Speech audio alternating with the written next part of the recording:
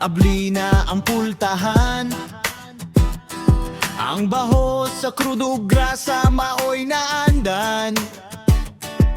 Si Mars naggunit na sa iyang impact range. Andam na mo baklas bisan unsa pang range. Si Jesse nagsilip sa ilalong sa chassis. Nagcheck sa suspension na ron ng dagan dili mapipi. Bisan og init, bisan og singot na gayo. Si J-Lord sige kanta murag concert sa radyo. Dili lang makina ang among giayo, kundi ang kamingaw sa taga-adlaw nga trabaho. Mga kamot nga grasa, kasing-kasing nga lunsay. Si Mars, si Jesse, si J-Lo panagigalay nga walay mahay. Bisan og upa ang makina, basta ang grupo live on pa. Walay overheat sa amwa, kay dungan mingo katawa. Mekaniko sa adlaw, mga gamigo hangtod sa gabi. Kung may misfire o nailek sa radiator, si Jesse ang doktor, mao'y diskarte sa motor.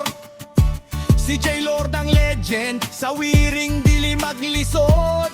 Bisan ang karaan nga makina, iyang paandaron og lunsay gyud. Si Mars ang captain, mao'y tigkiya sa tanan. Sa kalisod sa troubleshoot, siya ang among saligan.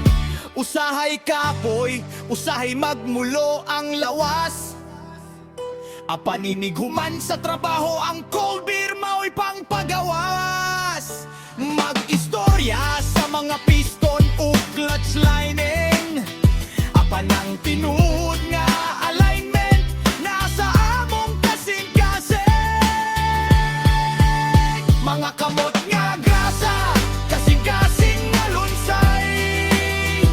Si Mars, si Jesse, si J-Lord panagigalay nga walay mahay. Bisan og guba ang makina, basta ang grupo lang on pa. Walay overheat sa ama, kay dungan mingo katawa. Mekaniko sa adlaw, wanagamigo hangtod sa gabi.